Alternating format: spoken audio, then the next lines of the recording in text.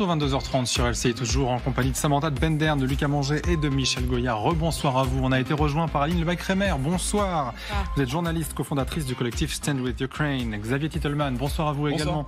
Vous êtes ancien aviateur militaire, spécialiste aéronautique et défense. Et Alexandre Melnik bonsoir, également. Guillaume. Bonsoir Alexandre, professeur en géopolitique, ancien diplomate russe. Une image à vous montrer. Souvenez-vous, c'était le 8 décembre dernier. Les rebelles entrent dans Damas, la capitale syrienne. À ce moment précis, le régime de Bachar al-Assad est renversé. Le président, lui, il prend la fuite par avion direction Moscou, où Vladimir Poutine lui offre l'asile politique. Mais aujourd'hui, on en sait un peu plus sur les conditions dans lesquelles il a fui, ou plutôt sur ce qu'il a emporté avec lui. Regardez, on sait qu'il a emporté $500 000 en espèces, des objets de valeur comme des tableaux et des sculptures, des documents, des ordinateurs portables et des disques durs contenant des informations classifiées. Michel Goya, est-ce qu'on a la moindre idée aujourd'hui d'où se trouve l'ensemble de ce butin ? Est-ce qu'il est toujours en Russie techniquement ? Question piège, vous avez 2 heures. Tout à fait. Oui, au moins une partie se trouve en Russie. Alors on parlait surtout aussi de vol vers Abu Dhabi, qui est quand même aussi une sorte de hub, une sorte de zone grise quand même pour tout l'argent sale du monde. Et accessoirement, une zone grise en direction de la Russie. C'est par Abu Dhabi que passent aussi par exemple tous les trafics de pierres précieuses en Afrique qui servent aux intérêts russes. Tout simplement. C'est à Abu Dhabi que vous avez aussi beaucoup de sociétés de la flotte fantôme de pétrole. Enfin bon. Donc il y a aussi quand même, Abu Dhabi, c'était aussi un endroit où il a dû stocker quand même pas mal de choses. En sachant que du côté russe, il pourrait en reprendre possession, c'est ça que vous dites ? Oui, de toute façon, oui. A priori, il peut toujours en reprendre possession maintenant qu'il est dans une zone à peu près sûre. Qu'en Russie, rien n'est jamais certain. Rien n'est jamais quand même certain. Il faut quand même rappeler que oui, il est quand même parti. Tous ces transferts se sont faits via la base de Mémine, qui était la base aérienne russe sur place. Sans l'aide des Russes, tout ça n'aurait pas pu se faire. Et ça s'est fait un petit peu globalement, un peu dans la panique, dans l'urgence. C'est au dernier moment, il a averti personne et puis il a lâché tout le monde. Littéralement, oui. Oui, non, complètement. Et il est parti avec le maximum de pognon, quoi. Lucas Manger. J'ajoute à ce que dit Michel qu'il est effectivement parti dans la panique et une forme de précipitation, mais que ce qu'on sait, c'est que dans les dernières 48 heures où il a compris, parce qu'il est tout sauf bête et surtout très bien renseigné, il avait compris qu'il était en train de perdre le pouvoir et que globalement, l'armée surtout ne le défendrait pas. Et dans les dernières 48 heures, on sait qu'il a organisé dans un secret absolu, y compris son assistante personnelle, n'était absolument pas au courant du fait qu'il partait, planifiait à sa demande des rendez-vous avec un certain nombre de dignitaires, des généraux de l'armée syrienne, et qu'il quitte son palais en fin d'après-midi, le palais présidentiel en fin d'après-midi, sans prévenir personne, à part son frère, qui est le chef des forces spéciales de l'armée de l'air, et qu'il y a dans les dernières nuits de son départ de Damas vers Moscou, via la base russe, un très petit nombre de personnes qui sont au courant et qui probablement l'aident effectivement à charger ce ou cet avion, parce qu'il y en a un qui le transporte lui, mais il y en a peut-être eu d'autres qui sont partis un peu avant. Voilà. On parle de 4 avions en tout qui seraient partis un peu avant et un peu après. Et dans ce cas-là, ce sont des gens qui, dit qu'il faut essayer de se mettre dans la tête de ces gens-là, mais ce sont des gens qui prévoient toujours le pire. Donc il y a de l'argent qui est à l'extérieur. On sait qu'il avait déjà beaucoup d'argent investi à Moscou, investi aux Émirats Arabes Unis.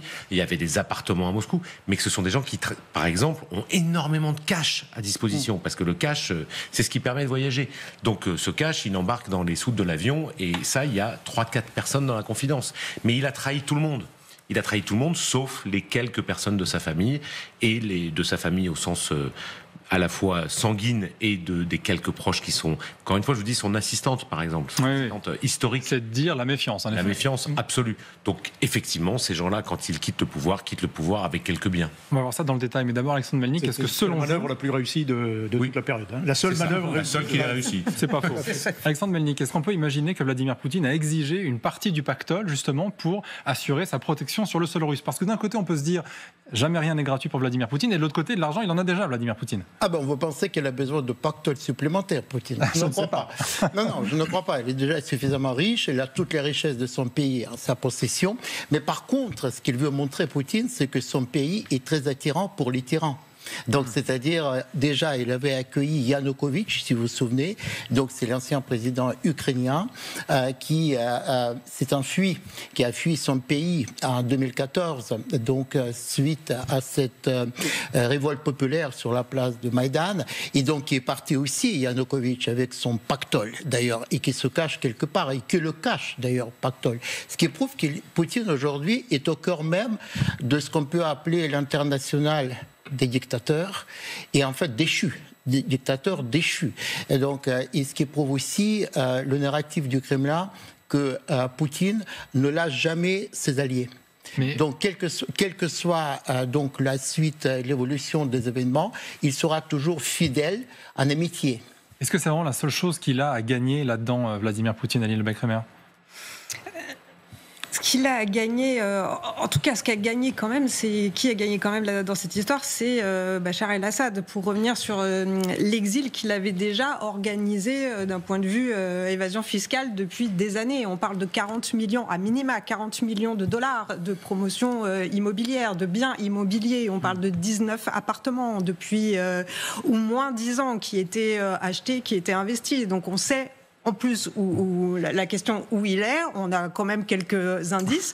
Il serait en effet voisin ou à peu près de Yanukovych, voisin de la famille de Milosevic, aussi dans une banlieue huppée de Moscou, dans ses appartements. Donc on est aussi en face d'un régime qui a organisé le vol de l'argent public de tout un peuple. Aussi, sa femme, Asma, qui a fait beaucoup de charme à l'Occident en se présentant comme parangon de féminisme, mais en réalité sa fondation exfiltrait beaucoup d'argent de Syrie. Par ailleurs, il a été question de vidage de caisse de banque centrale syrienne à l'occasion justement de remboursement d'aides militaires à Vladimir Poutine à hauteur de 250 millions de dollars. Donc il n'est pas exactement... comment dire, forcément dans le besoin, oui. Là où il est. Donc ce que gagne Vladimir Poutine, c'est les quelques amis qui lui restent, c'est donc entre autres les Coréens du Nord, la famille de Milosevic, Bachar el-Assad, voilà, c'est de ça dont on parle. Les chiffres donnent en effet le tournis, surtout quand on sait quand même que a priori, sa fortune estimée personnelle à Bachar el-Assad serait entre 1 et 2 milliards de dollars. Certains disent même jusqu'à 400 milliards de dollars, Samantha Bender. Là, on parle quand même sur des chiffres qui sont littéralement ubuesques. Oui, après, est-ce que ça lui appartient directement ? Est-ce que c'est passé par ce qu'on appelle des hommes de paille, donc c'est-à-dire des personnes qui détiennent l'argent en leur nom, mais qui appartient à la tierce personne ? Est-ce que c'est via des holdings auxquels il n'aurait peut-être plus accès ? Ça, on ne sait pas. Ce qui est sorti dans l'information publique, c'est qu'au moment où la Banque centrale syrienne, justement, est en train de vider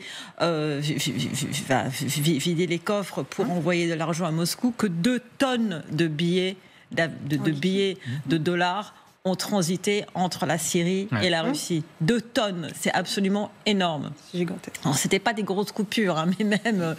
Et donc, ensuite, quant à la vie de Bachar el-Assad à Moscou, oui, il est sans doute mais dans une cage dorée.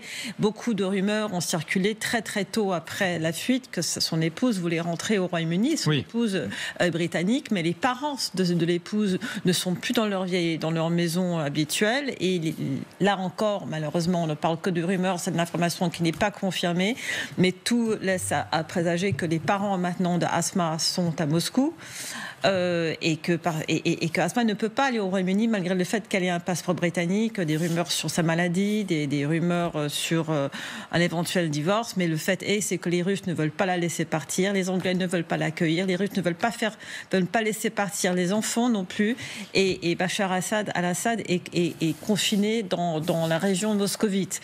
Donc c'est pas du tout une vie. Il a peut-être beaucoup d'argent et des beaux appartements et encore des beaux vêtements et tous accoutrements de la richesse, mais il reste un prisonnier.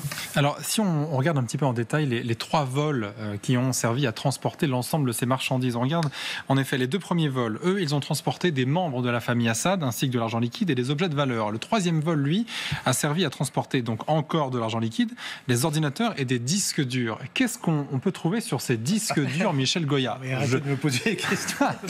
J'aime bien vous prendre en traite ce soir. Non, mais ce que je veux dire par là, c'est qu'en effet, effet, des criminels de guerre, des gens qui seraient susceptibles de répondre à la justice internationale. C'est ça. Est-ce que c'est ça? Est-ce que ce sont des fameuses données bancaires, justement? C'est des éléments pour récupérer l'argent? C'est quoi? Ou c'est un peu tout ça? Des complicités étrangères. Tout le monde peut répondre à cette question. Hein. Oui, non, mais voilà, ça peut être des dossiers sur tout le monde, ça peut être des contacts, ça peut être... puis voilà, puis il faut quand même rappeler effectivement que la Syrie, c'était quand même le théâtre d'un certain nombre d'exactions, de crimes de guerre, de crimes en tout genre, de l'emploi d'armes chimiques, enfin c'était une région épouvantable, c'était accessoirement aussi un véritable narco-État, une grande partie de ce pognon, de cet argent vient quand même aussi du trafic du Captagon, etc. Enfin, donc c'est un État mafieux, quoi, et donc il a des dossiers de mafieux, globalement. Et de mafieux sanguinaires, qui plus est dictateur, mafieux sanguinaire. Oui, absolument. Ce type d'information, éventuellement d'aide étrangère, de qui a été gens qui cherché quoi. Je ne sais pas. Par exemple, des députés qui ont été de toute nationalité, qui ont été salués. Le régime et peut-être des numéros de compte en banque, par exemple, qui pourraient justifier tel soutien ou tel alors des députés ou autre chose. Enfin, tout ce qui entoure un État mafieux en réalité. Donc, c'est-à-dire corruptible, mais qui corrompt également et qui a corrompu beaucoup de gens et qui a en effet à sa charge, à son bilan, une immensité de crimes de guerre effroyables. Peut-être dans ces disques durs, je ne sais pas, les noms, les 06 des gardiens de la prison de Sadnaya, qui a été considéré comme un abattoir humain où les gens sont morts dans des conditions effroyables. Tout ce qui entoure ce type de régime. Xavier Titelman. Il y a deux petits éléments. Effectivement, il y a le fait de potentiellement vouloir faire disparaître les crimes et les culpabilités qui pourraient incomber à son régime et à sa famille, mais aussi effectivement quelles ont été les complicités. Et là, remettre entre les mains de Vladimir Poutine la preuve que éventuellement tel député français aurait fait telle opération sur place, c'est-à-dire qu'ils peuvent avoir des moyens de pression sur des hommes politiques qui auraient plus ou moins collaboré. Des listes de compromis. Et donc, en fait, c'est un atout maître pour la Russie d'avoir comme ça une série de compromates qui sont tous ceux qui ont plus ou moins collaboré avec le régime d'El-Assad. Alors, quand même, Alexandre Melnik, il y a les autorités syriennes qui ont exigé même que la Russie extrade Bachar al-Assad et qu'on rende une partie de l'argent et des biens qui ont été transportés. Est-ce que ça a une chance d'arriver ou absolument jamais? Il est fidèle, Vladimir Poutine. Ils ont répondu. Ils ont quand même bien fait. Ils ont quand même bien fait de le faire. Ça, c'est tout à fait la démarche que je trouve cohérente et logique. Mais il n'y a aucune chance que cette demande aboutisse. Parce que Vladimir Poutine est fidèle en amitié. Parce que Vladimir Poutine et Bachar al-Assad, ils sont liés. Ils sont liés justement par ces liens qui sont très étroits. Parce qu'il ne faut pas oublier alors donc la préhistoire de ces relations. Je ne veux pas rentrer dans l'espace soviétique avec son père qui était déjà au pouvoir et le pouvoir soviétique. Mais souvenez-vous que quand même Poutine, en 2013, lorsqu'Obama a fait cette volte-face et refusé justement de bombarder Damas après l'utilisation des armes chimiques, et pour Poutine, c'était un signal de la faiblesse de l'Occident. Donc elle a compris qu'il peut s'engouffrer dans cette brèche, qu'il n'y a pas de garde-fou. Et finalement, c'était en 2015, je crois, la première intervention russe à l'extérieur, c'est-à-dire en dehors de ce qu'on appelle l'étranger proche. Donc il y a du compromat, certes, comme disait Xavier, mais peut-être il y a aussi des liens très particuliers entre Poutine et Bachar.